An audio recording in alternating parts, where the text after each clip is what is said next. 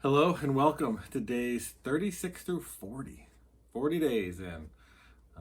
Governor DeWine has announced that on the 1st of May, he'll start working on lifting some of the stay-at-home orders, but that will not include school, which has officially been closed, so we have to homeschool for the rest of the year.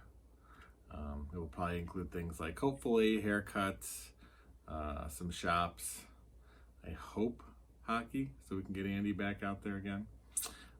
But otherwise, we've been surviving, doing well, having a lot of fun.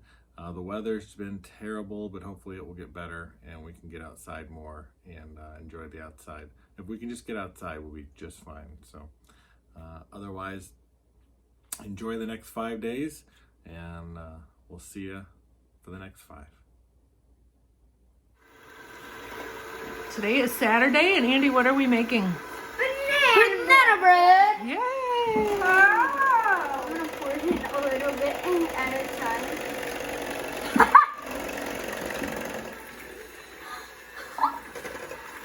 And what are we doing to the recipe? Are we making one recipe? We're doubling it. So we have to double all of our ingredients. Jaden, are you having fun, honey? Yeah. Yeah. We have 10 eggs, we only needed 4. Mom, I'm gonna walk. Wow, that's nice. You made that? Is that a card? I love it. Tom, how are you doing? Oh, Dad, this is the song that the girl's like, guys, do you want popsicles? And she started to. Oh, that's right. Yeah, in the YouTube video, that girl was funny. Well, good afternoon and welcome to day 36 of the COVID-19 stay-at-home crisis. It's Saturday. Spring break is almost over. And we go back to school on Monday, where I get to be the teacher again. Hooray!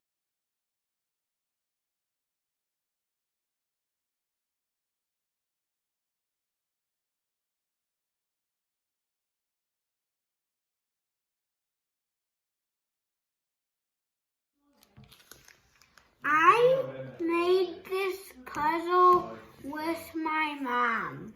Yeah. So we've been busy working on puzzles, haven't we? Yeah. This 200-piece one you helped me with. Yes. And then we also did one that was the solar system. It was a 48-piecer. You want to show? Huh? That one over there. Yeah. So we've been doing some puzzles on this little quarantine. Oh, your hand's in the way. Well. And now appearing for your entertainment pleasure, the stunt show starring Andy and Tommy Kurly. Well, good morning and welcome to day 37 of the stay-at-home quarantine crisis. It's Sunday fun day, and the boys decided to create their own stunt show. And Andy's getting some good balance.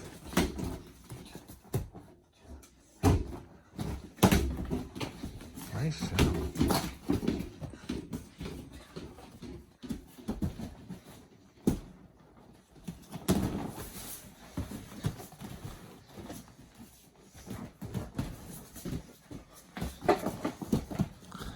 This is a well-rehearsed, thought-out act.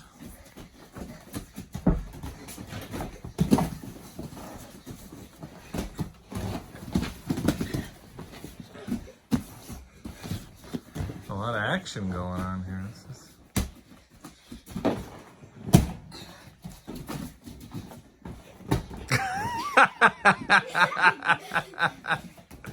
Whoa. Hey. Ready, set, double.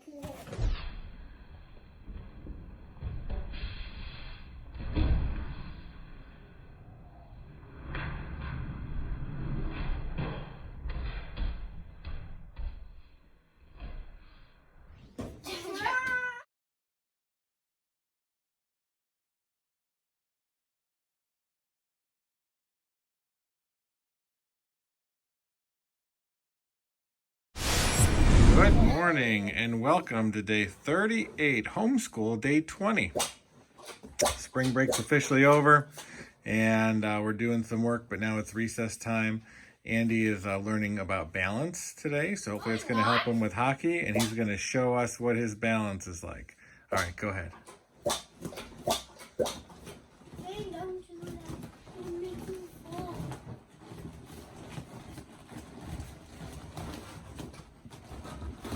Whoa, that was really good, Andy.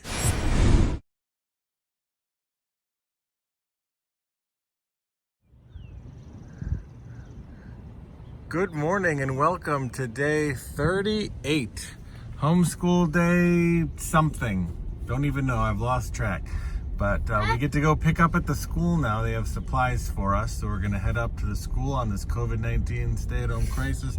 They've officially canceled school for the rest of the year, so we have to homeschool for the whole year, and we're going to go pick up some supplies.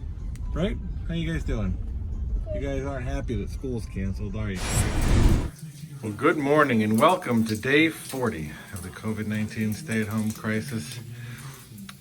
Today I am cooking a fun kind of bacon, egg, and cheese fold over. I haven't really said much about this, but I've been cooking a lot and it's been really good. If it's one thing, it is we're not starving on quarantine, so this should be fun.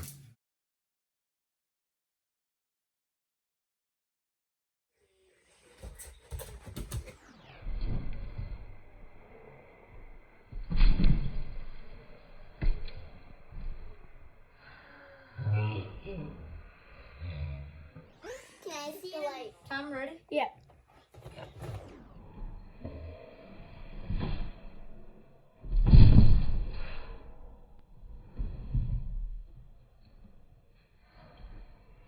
Good thing you did.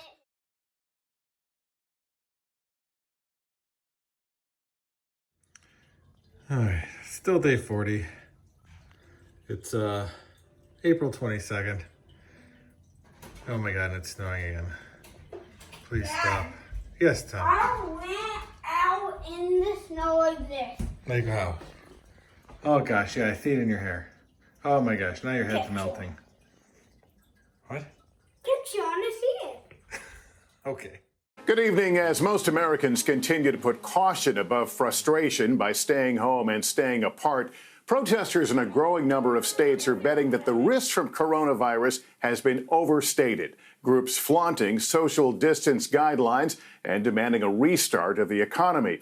And tonight across the country, a fractured landscape. States still in the throes of mounting death tolls as others see daylight and inch their way towards reopening. Our team is standing by. Let's start with Miguel Almaguer. Tonight, the fight over how and when to safely reopen the country, intensifying 10 days before the national guidelines on staying home are set to expire. With the U.S. death toll soaring above 40,000, states like Massachusetts and Illinois are still considered hotspots. Boston and Chicago seeing a surge of infections. Amid protests today to reopen businesses, New York's governor speaking out. Nobody disagrees that we want to get out of this situation. Nobody. You don't need protests to convince anyone in this country that we have to get back to work. By the end of the week, Georgia's governor says fitness centers, beauty salons, and bowling alleys can all reopen. The governor in Tennessee declaring he will not extend the stay-at-home order beyond April 30th. But the crisis is far from over. They're dying at an alarming rate. At nursing homes across the country, NBC News confirming more than 9,300 deaths in roughly 4,500 locations. The White House now requiring long-term care facilities to disclose deaths and cases. Meantime, New York, New Jersey, and Connecticut are all moving forward to allow marinas to open with restrictions. North Carolina and Florida have given the go-ahead to reopen some beaches as we approach summer. This can be the beginning of the pathway back to normal life. But please respect and follow these limitations. But during spring break, scenes like these outraged many. Now a few beaches are open with limited hours, with bans on sunbathing and gathering in groups. Sam Brock is in South Florida. In Miami Beach, as the signs would suggest, the beaches are still closed. The mayor here hasn't given a timeline on when that could change, but he is eyeing opening up parks and marinas. As Texas announces the reopening of state parks, the governor in South Carolina is going further, allowing furniture, jewelry, and clothing stores to get back to business today. In Los Angeles, where tourism is down 95% and more than half the city is unemployed, the stay-at-home orders go for nearly another month, and they could be extended much longer than that. our city is under attack. Our daily life is unrecognizable. With Las Vegas looking into a possible plan to open the Strip, casinos could use thermal cameras to sense temperatures, reduce the number of slot machines, and offer fewer seats at card tables. But tonight, some worry the gamble to reopen too soon could come at the cost of health and safety. Miguel Almaguer, NBC News, Los Angeles. This is Stephanie Gosk. In Pennsylvania today, hundreds, sometimes shoulder to shoulder, demanded an end to the state's stay-at-home order. It's destroying our country, and people like these people are sick and tired of it. Jesus is my vaccine, spray painted on the side of one truck. We can't let us go through the summer. It'll hurt too many people economically. The state has more than 33,000 cases and 1,200 deaths. Public health officials say reopening the economy too soon could put people's lives in danger.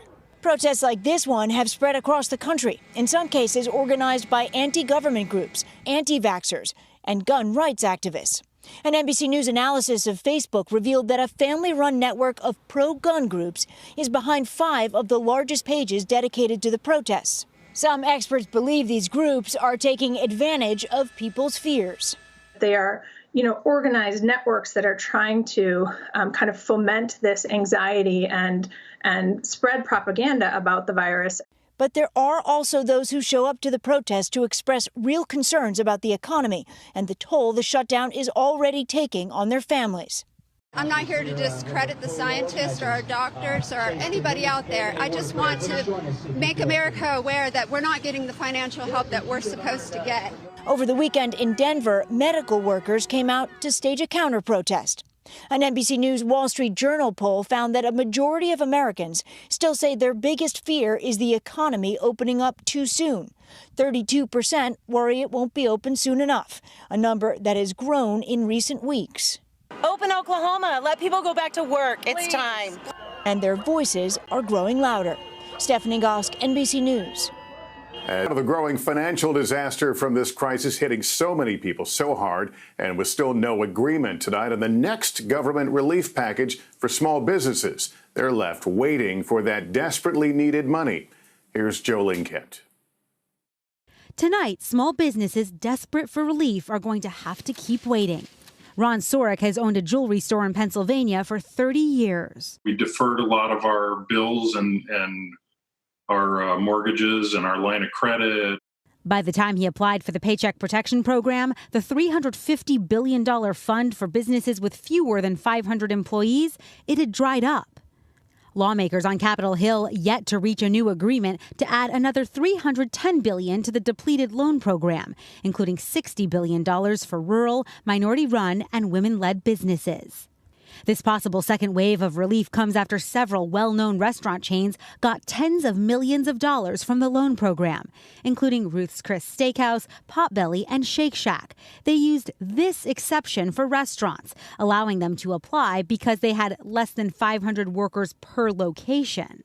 They should have probably had different programs for different sized businesses. The little guy is still flailing in the wind trying to figure it out.